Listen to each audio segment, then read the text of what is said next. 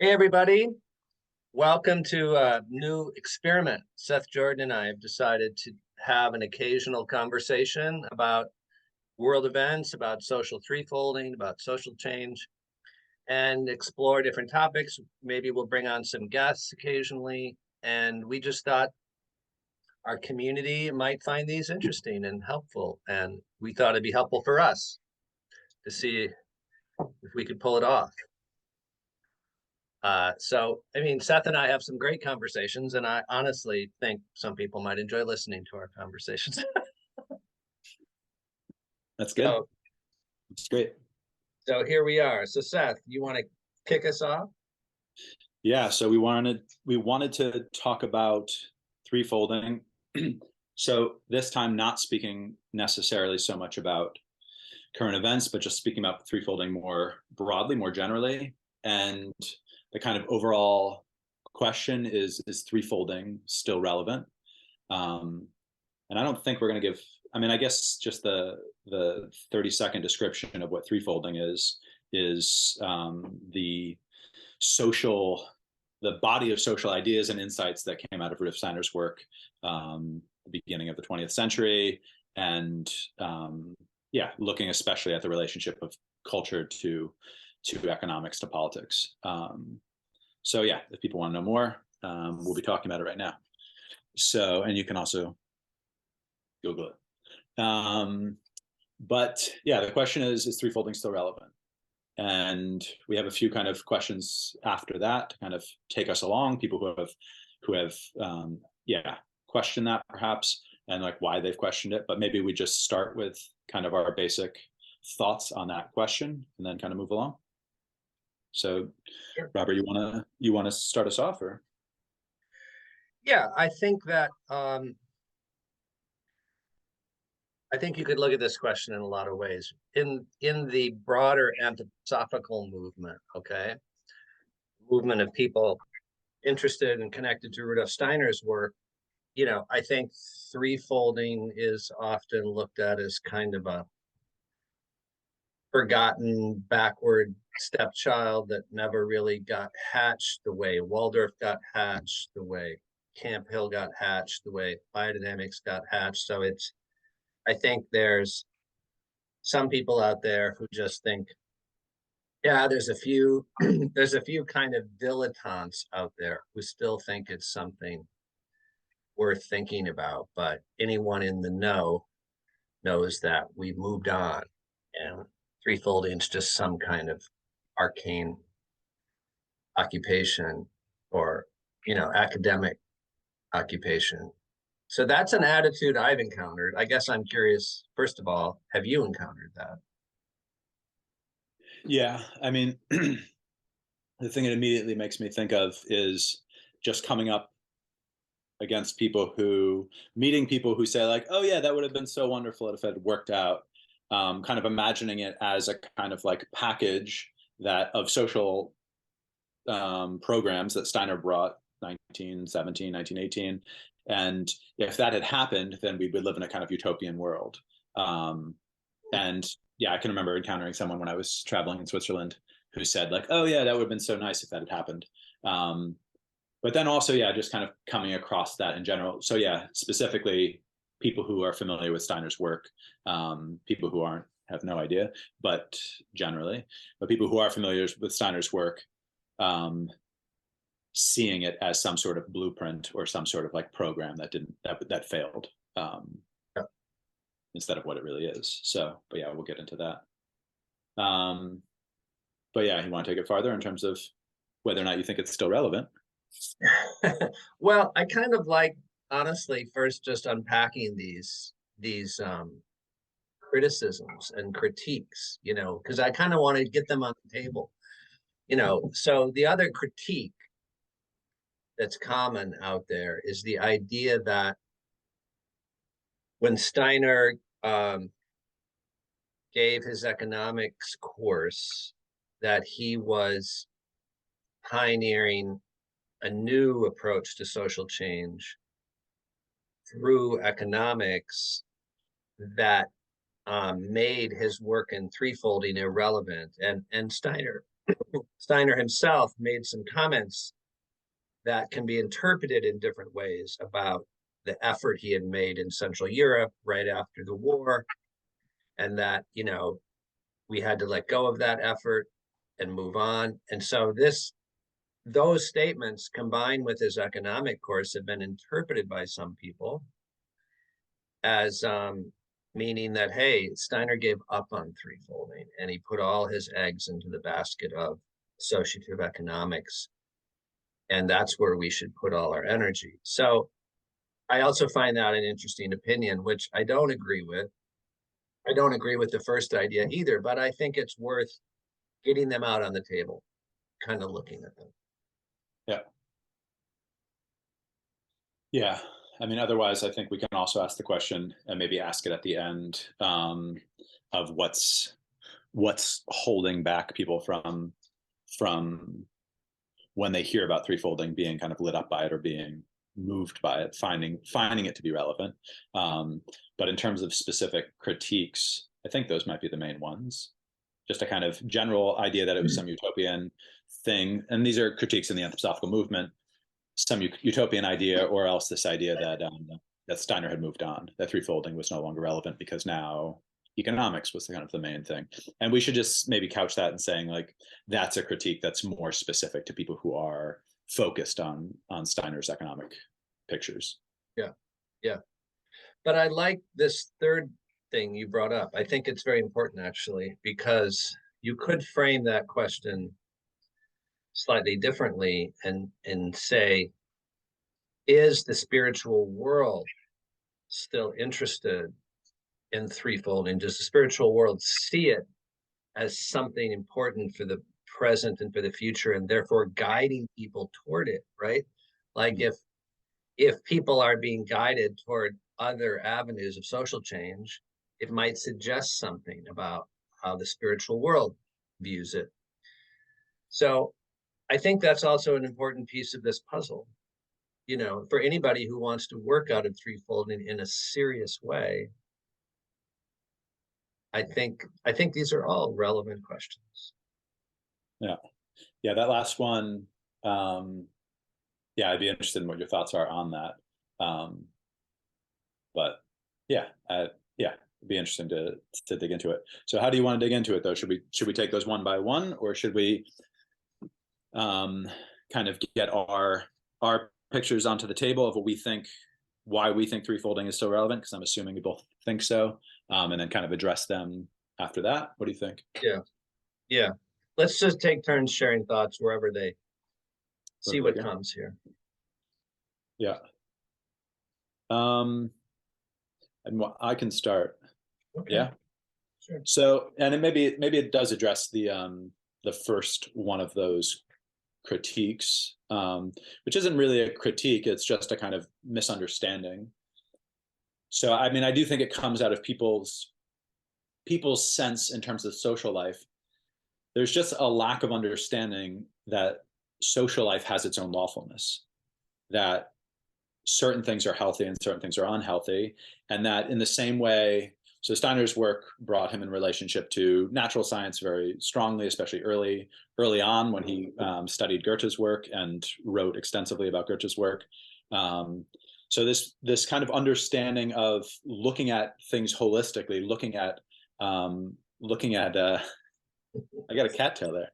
Yeah, she's part of the conversation. She's important. True. So looking at an animal or looking at a plant or whatever as a whole organism. Yeah. And when Steiner brings his fullest pictures, he brings some work early on, 1905 for 1906, that kind of time period. But then later, especially throughout the years he does, but 1917, he really brings much more. So yeah, the basic understanding that needs to be there is just that social life, society is a kind of organism. It's a kind of, there's an organic reality to it. And so all that threefolding really is, it's certainly not a blueprint. It's certainly not a program for how we change things. And Steiner says that over and over and over in his work, but just so few people have read it and also understood it.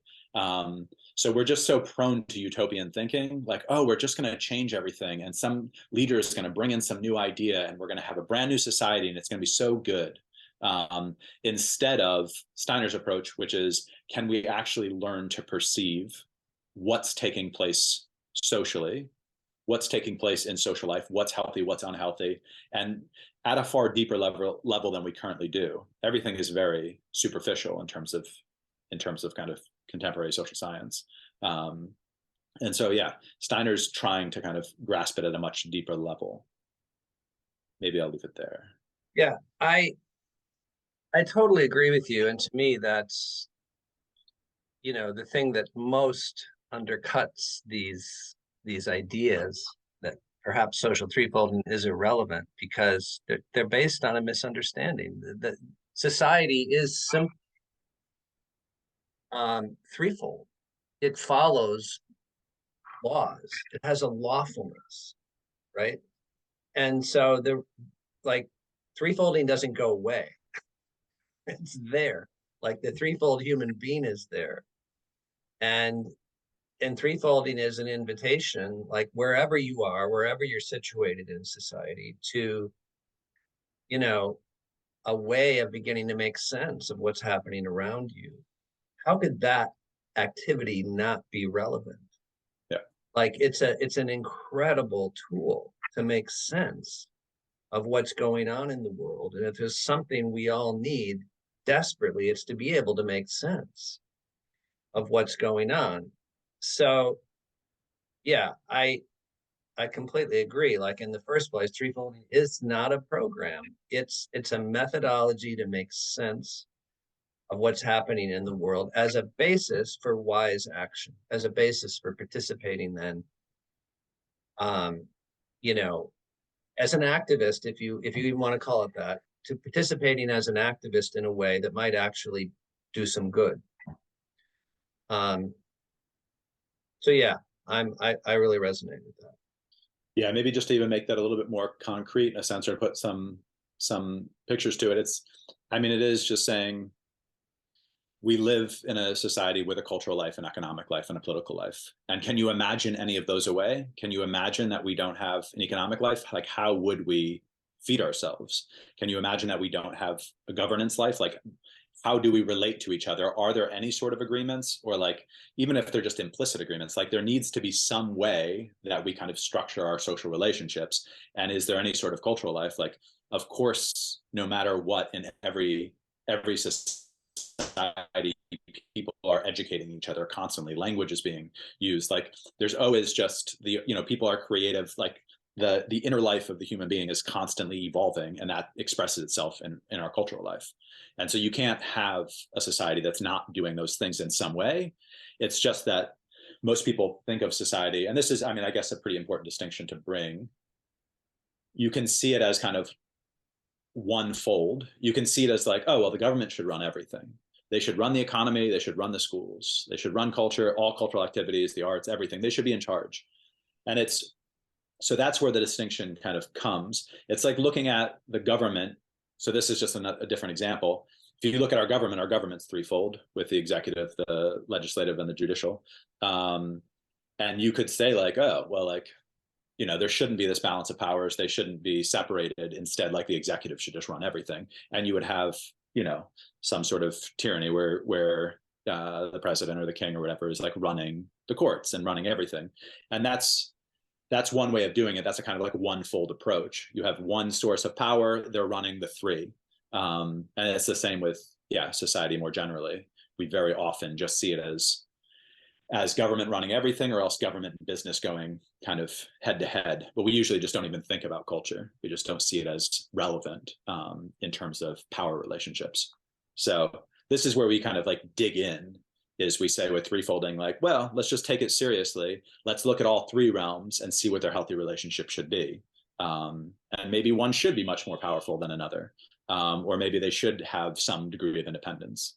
But that's kind of like the framework that we even approach it from. Whereas most people don't have that framework. Yeah, and it's one thing to say, well, the three realms are not in a healthy relationship right now, or they're in this particular area, they're particularly distorted, fine, but you can't untangle it. You can't untangle it unless you look and you try and understand, well, here's a way in which culture is right now tyrannizing over rights, or rights over economy, or economy over culture. If you can't look at that and untangle it, the idea that you're going to be able to make change without a framework like that, I just don't see. I mean, there's so many problems in society right now that are just going back and forth from one polarity to another because, for example, they don't have the concept of a free cultural life.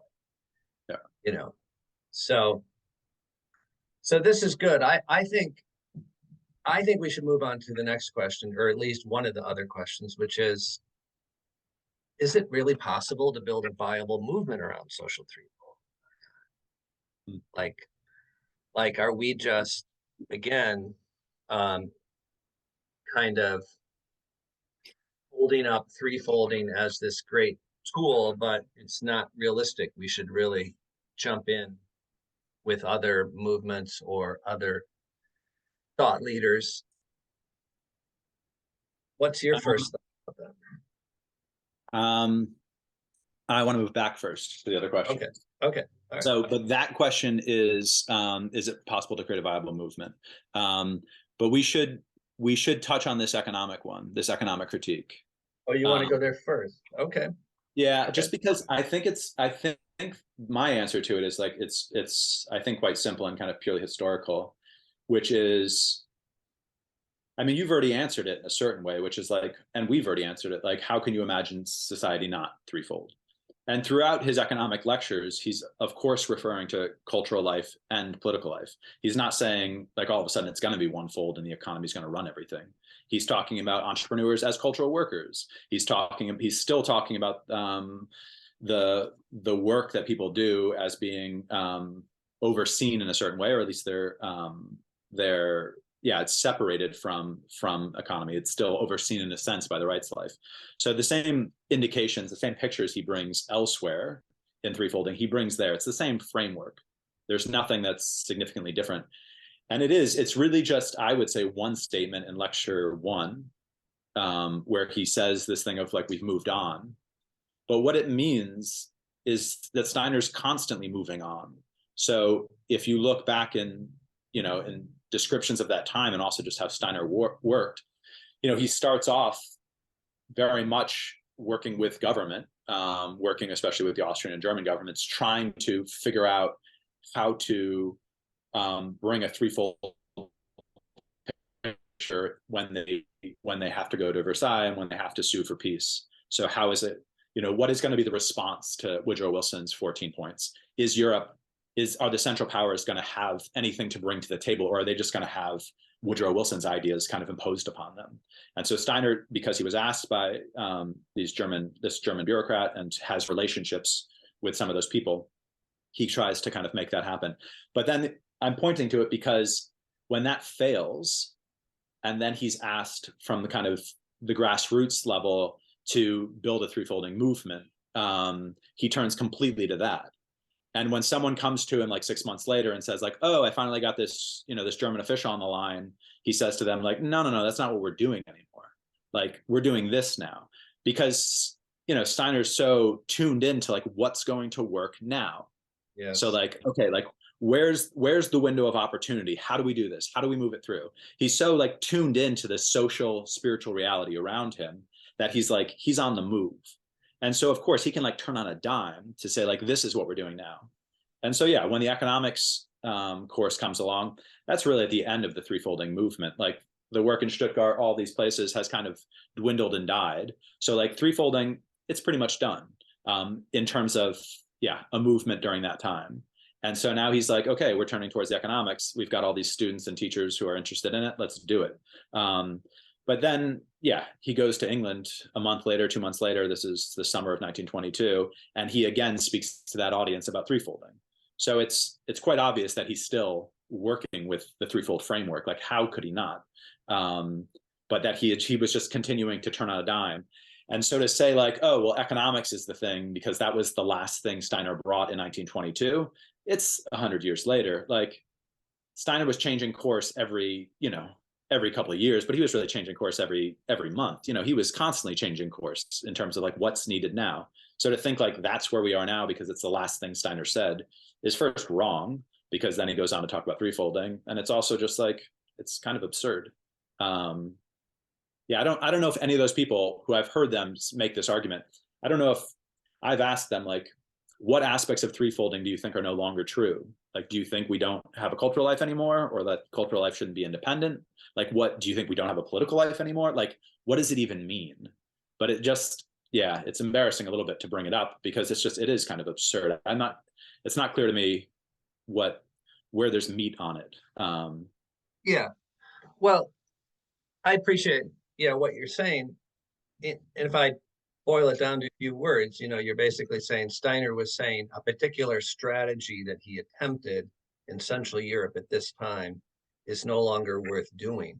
He wasn't saying threefolding is over, it's no longer relevant as a concept.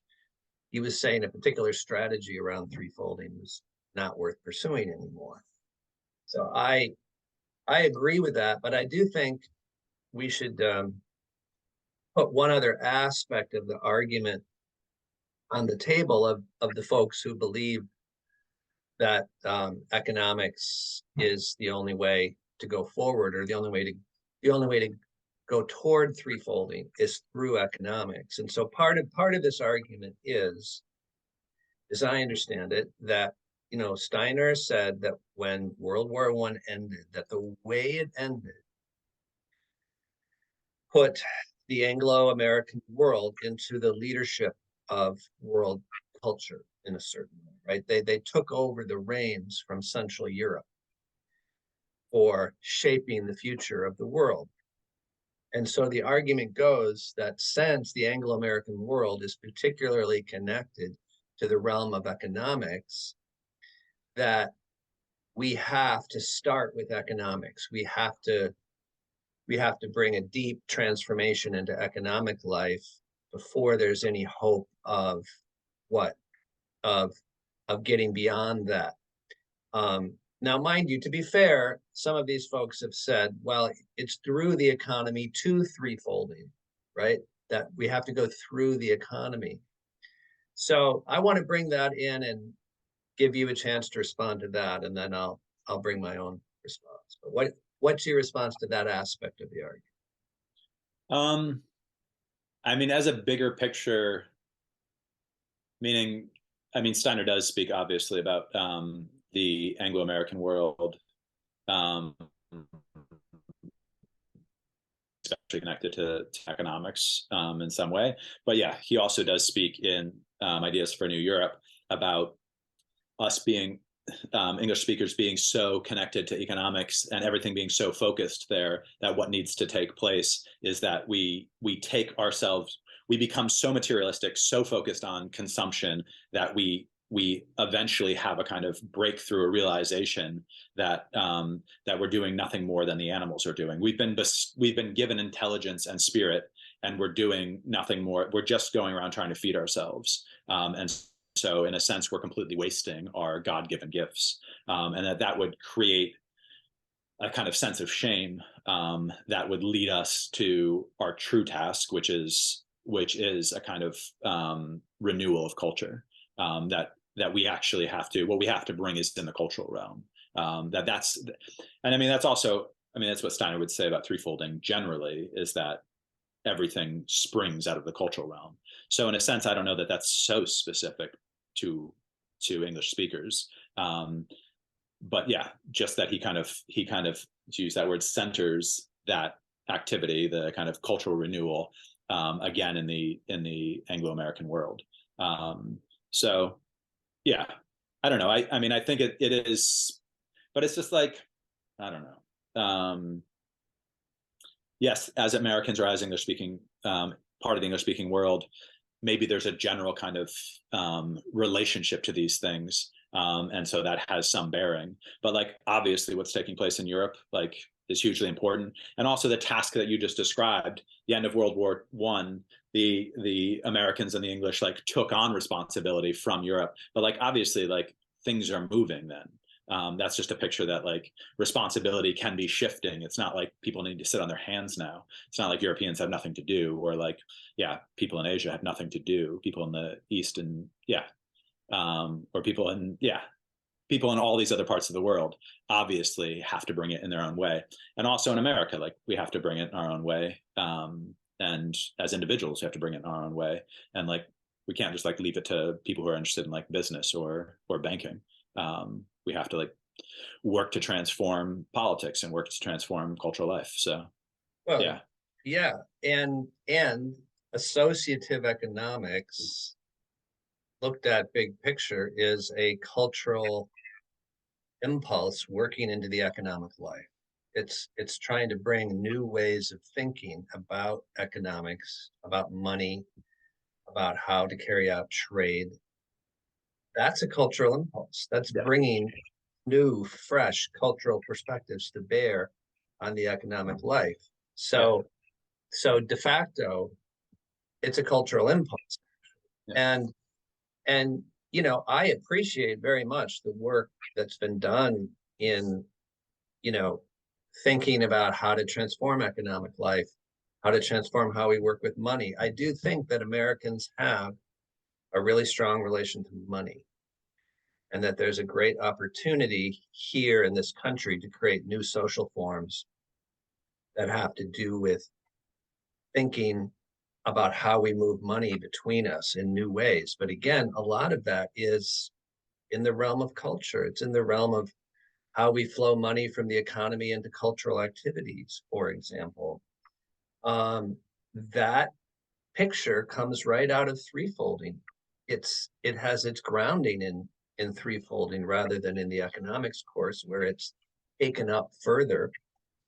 So to me, to try to separate Steiner's work with social threefolding from the economics course is just tragic. It's like, you know, separating the way Aristotle's work got separated in history. Like we need to keep them together. They belong together, and and we need people to work wherever they find themselves, wherever they feel they can work. We don't want people to say, "Oh, I don't know that much about money. I guess I can't be involved in threefolding," or something like that. Like everybody has a role, Yeah. you know. It really struck me, um, rereading Towards Social Renewal, the way Steiner says, at the very least, we need everyone to have an instinctive understanding of the threefold nature of social. An instinctive understanding. That's a powerful statement, because it means that, you know, it's not enough to have an instinctive understanding of economics. We have to understand the whole of social life, not necessarily with the bright clarity that you can have by reading his books on threefolding, but you need some sense of the role of the right sphere and the role of a cultural sphere, and that you as a human being interact in these different spheres. I just don't think it's enough to get us there to think we can reduce it all down, let's say, to purchase, loan, and gift money, which I think is a corollary to the three realms and is brilliant. But ultimately, we live in a whole society. We don't just live in an economic sphere. So, I mean, it seems from where we've gone to lead to this question of, where do we go from here? We've described a little bit the kind of arguments and the kind of critiques people have given of threefolding, but you've also then raised the question, this kind of question of, people aren't finding it. So what does that say? What does it also say spiritually, that people aren't kind of connecting to threefolding necessarily? But yeah, where do you see, I guess I'm interested in that. And also just, maybe we start going down the road of, what does it mean? What's needed in order to kind of like build up, this activity, to build up a movement for threefolding? Yeah. Well, you know, first of all, I think when the 100-year anniversary of threefolding came along, what was that, Seth? 2017, basically. Yeah. I have to admit that I was really kind of depressed at the state of the threefolding movement, if you can even call it that. But since then, I really have felt that there's new impulses arising in people. There are new people coming toward threefolding. I do feel that we live in an age when all of anthroposophy, all of that was brought to earth through that founding community around Rudolf Steiner, is going through a death and rebirth process. I mean, a lot of the institutions that have had growth and development in the last 100 years are going through a dying phase, or at least a loss of identity. Many of them. I mean, we look at the Camp Hill movement in England, and anyway, we could go on about that. But so I feel that threefolding has a really powerful opportunity in the coming decades. But I don't think, particularly in this country, I don't think it's necessarily going to look like a big movement that's constellated around the concept of threefolding. I think it might look like a group of really dynamic people who become active working in social life in partnership with all kinds of people who don't know anything about threefolding, but are working for it instinctively in some way or another. They get that culture needs to be freed up, or they get that the economy needs to be managed and work with on a cooperative basis, or they get that the state needs to really focus in on the question of human rights and what are human rights. Like, there's millions of people on the planet actually right now who are collaborators, potential collaborators in the threefolding movement. And if we look at the situation, a lot of these people are focused on some kind of discrete part of the social order that they think, okay, this is it. It's local food, or it's, changing, what's that term in how we vote in democracy? Ranked Voting. choice voting. Yeah, Ranked ranked choice voting, or, whatever, direct changing democracy, yeah. direct, creating direct democracy, or reawakening people to core cultural rights like free speech and freedom of the press, and things that have been eroded in the last few years. So honestly, to me, those things don't point to like, oh, we don't need threefolding because all the cool stuff's happening outside of threefolding. No, what they point to is a lot of these really dynamic, I could even call them Michaelic individuals, many of them still, they don't see the bigger picture of what they're working on. A lot of, and this is where we get the polarization of left and right, where we have a lot of creative people on the right now in this moment working toward, I would say, freedom in the cultural life. A lot of creative people on the left working toward cooperation in the economic life, who don't get that they're part of the same team on some level, right? So to me, there's just this huge need and opportunity for threefolding, but it isn't necessarily about a threefold movement that's going to do, that's going to bring threefolding. It's more like a leaven, as I see it, in the social order. And we need a group of really passionate people who do understand threefolding, who can build these partnerships and bring a kind of leaven into people's thinking and understanding, and ability to work with others, right? It has something to do with overcoming polarization, I think. So my view is we're at the very beginning. We can rebirth a movement for social threefolding. We have to be really open to it looking quite different, or to at least it looking, to not knowing what exactly it's going to look like. But something's being reborn. And I think it would be tragic to give up on that. Yeah. Um, yeah, I mean, I don't even know. I mean, giving up on something is like, it's like giving up on society or like giving up on humanity. Like, there is no way forward, if I can be so bold, without threefolding. Like, we're just not going to have a healthy society Yeah. without coming to new relationships and healthy relationships of economics to politics to culture. Like, it's just not going to happen. Um, so, I mean, there's the imagination, and you've said it a little bit, that we could potentially get there a bit unconsciously, that there are all these people in all these different realms that are working for health. So, you know, everywhere where where there's where things are working against the lawfulness of society, against the lawfulness of the social organism, it creates illness. And there are people fighting against that illness. There are people fighting against, you know, it creates some sort of friction and they're fighting back. And that's just like the reality. And maybe there are certain places where like people, you know, it's too underground and people don't know. And so they're not fighting back. But it's just like all the movements that you mentioned, people see money in politics, see how unhealthy it is. And so there's a whole kind of movement to reform democracy. There's a whole, you know, there's a whole movement to kind of try to shift things, and it's just like a battle of, you know, those people who are profiting from it very often is kind of the main reason, or just have bad ideas, and then those who are kind of instinctively working for health and maybe have some really good ideas, but like how that actually plays itself out, we can just see.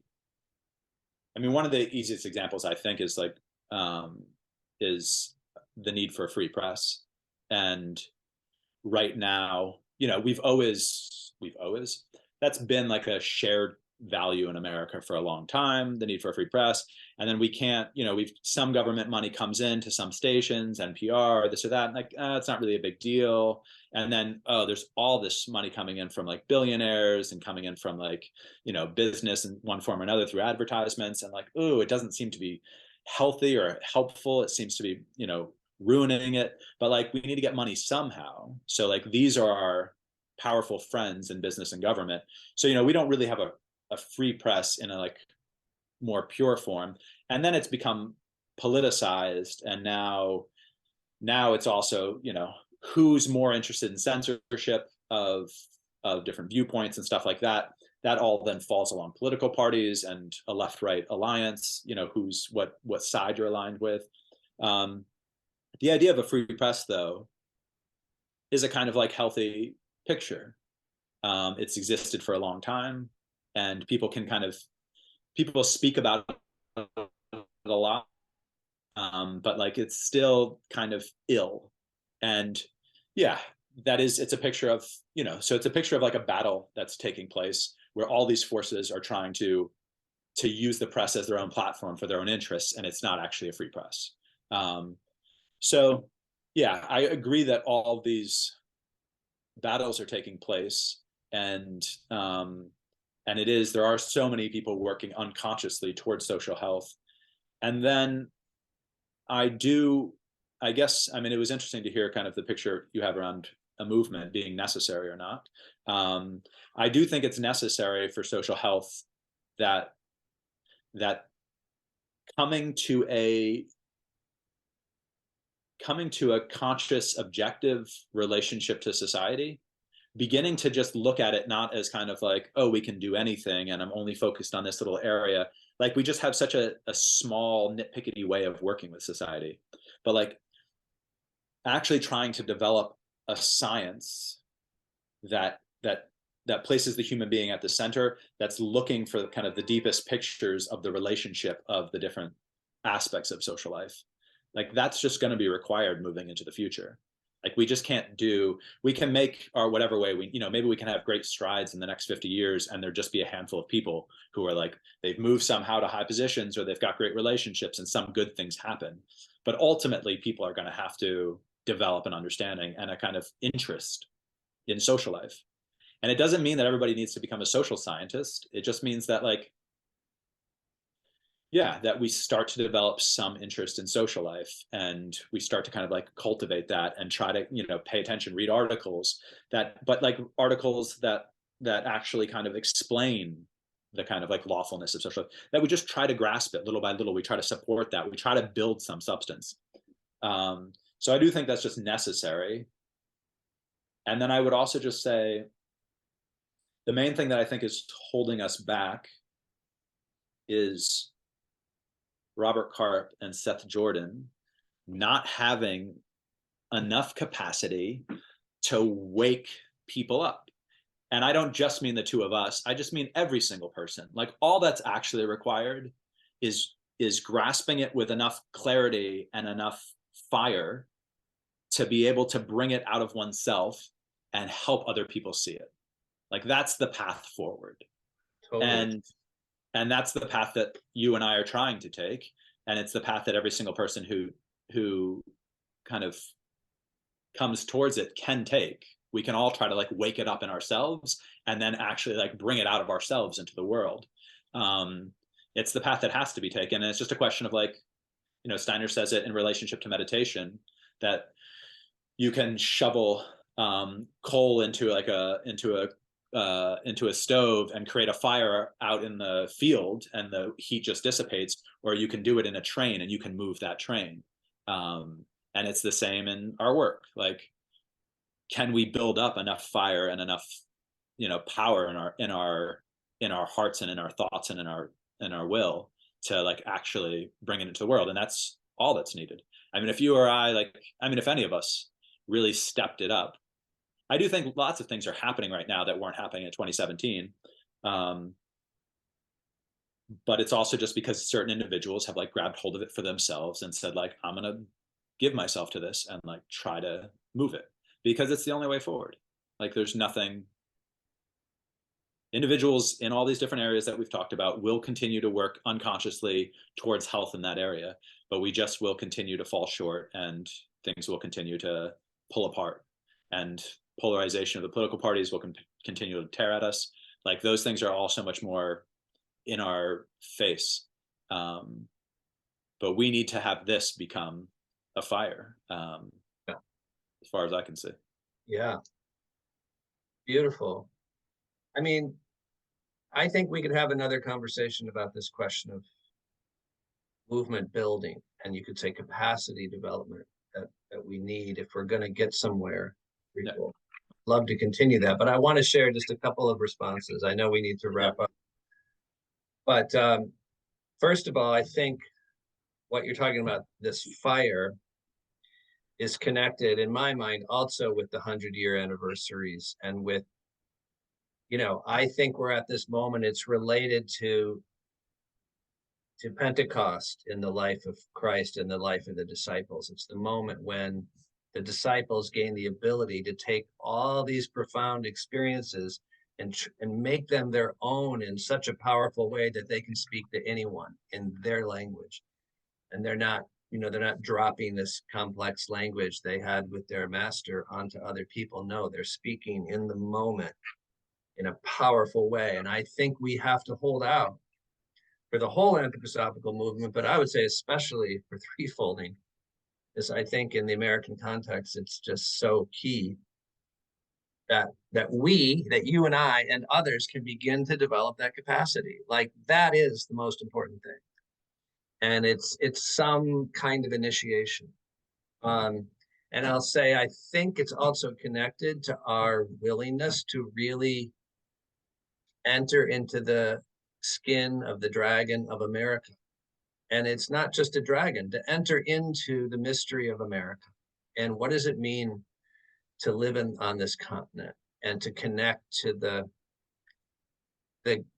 Michaelic individuals who's lived here before, and the indigenous history here, and the shadow history here. And how do we, anthroposophy's had such a strong European gesture. So I think it has something to do with really, really getting grounded in our place as well as our time. And the last thing I want to say is, I do think the context here in America, like threefolding, I think part of its role is to actually help this wildly diverse ecosystem of social change see how it's connected, how people are connected, which is a very different gesture than threefolding as we're going to go at people and try to explain why the state shouldn't control everything or why the economy shouldn't have power over everything. Yeah, those messages are still there, but bigger message to me in my mind is, like you said, we've got people balkanized who are doing great work, but they're in all these camps and they don't see one another and they don't see the bigger picture. And I think that's a really important new role of social threefolding that just it wasn't relevant in Steiner's time, but it's very relevant in our.